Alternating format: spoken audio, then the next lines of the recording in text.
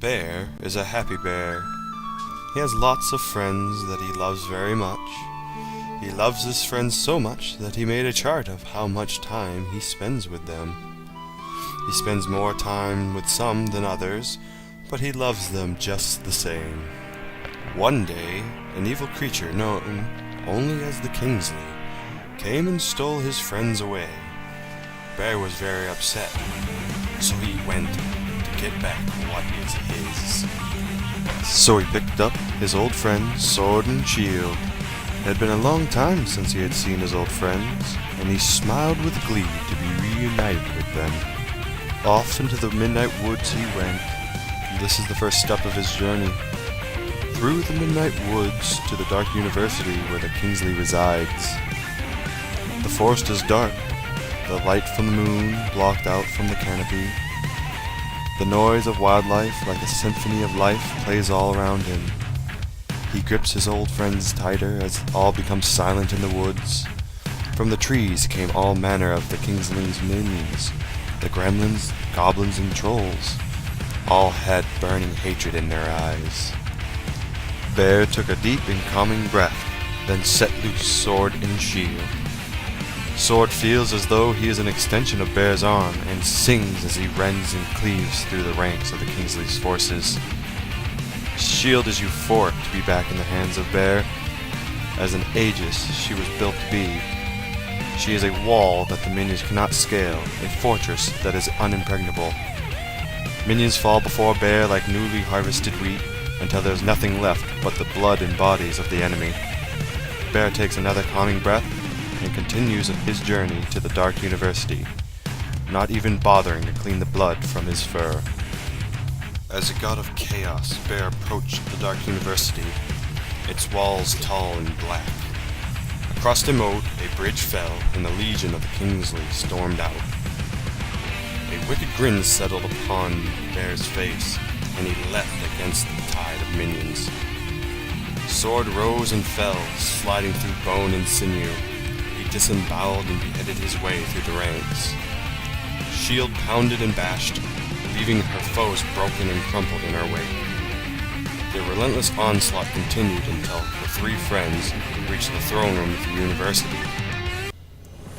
There, on a raised dais and a gilded chair, sat the Kingsley, its hair dark as night and tangled in clusters of knots, its face cracked and pitted, eyes devoid of love or life. Leathery tattered wings protruded from a profusely hunched and scaly back. The Kingsley stood as a vision of horror. It raised a single serrated claw and waved it back and forth in a chastising manner. "You should never have come here," it warbled, "or you shall never live to see your friends again." Without further formality, the Kingsley dove at Bear. Its claws raked down Bear's face before he was able to move. Its wings beat at both his sides, and all seemed lost for him. Stuffing spilled from Bear's face, and one of his eyes had come undone. All was agony. The pain gave Bear strength, made him feel a burning inside. That fire erupted out of Bear's remaining eye and set the Kingsley ablaze. With a whirl, it fell to the floor and rolled in an attempt to pad out the inferno. With pity, Bear used his newfound powers to extinguish the fire. When the flame subsided, the Kingsley lay on the floor and wept. "I only wanted to have friends. You all look so happy together. Why can't I have that?" Bear held out his hand and smiled warmly. The Kingsley took Bear's hand, and as it got to its feet, a brilliant light shone from its skin. The Kingsley transformed into a beautiful maiden, tall and lithe, with hair as fair as newly fallen snow. Love had entered her heart, and all evil had left.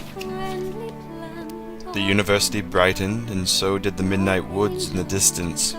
All the land had become a bright and shining kingdom. Bear said farewell to Sword and Shield, They had no place in this newfound prosperity, so they left Bear with gladness in their hearts that they were of aid to him. All of Bear's friends burst from a hidden alcove beneath the dais, and they embraced, jumped, and cheered around him in the Kingsley. And they all lived happily ever after. Hey guys, this is Prosperity, and what you just heard was a short exaggeration of my 2 days without media. I'll kind of break it down and tell you what I had to do here. Had to go 2 days, record all media that we used, and then shut it all down and go without any of that media. And I decided on my 2 days I would go for a night walk. I usually, when I walk in the woods or whatever, I usually walk during the day, of course, because I can see where I'm going. But I decided, hey, let's try it out at night. Before I set out, I read a little bit of Thoreau's Walden, and usually when I go on walks like this, which I don't do too often anymore because of school and work or whatever, but I just walk through the woods, and I usually use like sight and smell, and I don't really listen too often. Just I usually have a headset on. Anyways, back to Thoreau's Walden. I had read a passage in it, kind of really liked. I believe this was in the sounds section of the essays, but when other birds are still, the screech owls take up the strain like morning women, their ancient ululu. Their dismal scream is truly Ben Jonsonian, wise midnight hags. It is no honest and blunt too-with-too-hoo of poets, but, without jesting, a most solemn graveyard ditty, the mutual consolations of suicide lovers, remembering the pangs and the delights of supernatural love in the infernal groves. Yet I love to hear their wailing, their doleful responses trilled along the woodside, reminding me sometimes of music and singing birds, as if it was the dark and tearful side of music, their grit and sighs that would fain be sung. They are the spirits, the low spirits, and melancholy foreboding of fallen souls that once in human shape night walked the earth and did the deeds of darkness, now expiating their sins and wailing hymns of threnodies in the scenery of their transgressions. They give me a new sense of the variety and capacity of that nature which is our common dwelling.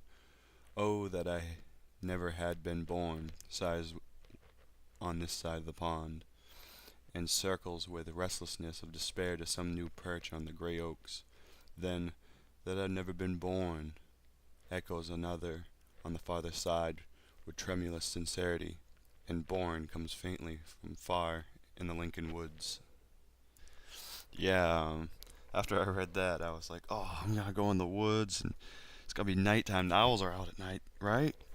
I'm gonna go listen to me some owls. And all I heard was rustling in the leaves and everything, because it's fall here at the moment, and ground is covered in leaves. But heard my own bumbling through the woods and other animals, and be quite frank, I was a little bit scared. I'm out in the middle of nowhere with no flashlight, just kind of walking through the woods. But I don't know. Even though I was a little bit scared, it was a really good time. But I hope you enjoyed this short rendition, and I might come out with more stuff soon. I'm planning on making a few more stories, and maybe actually take some voice lessons so my narration is not so horrible. But well, I guess I'll talk to you guys soon. Bye.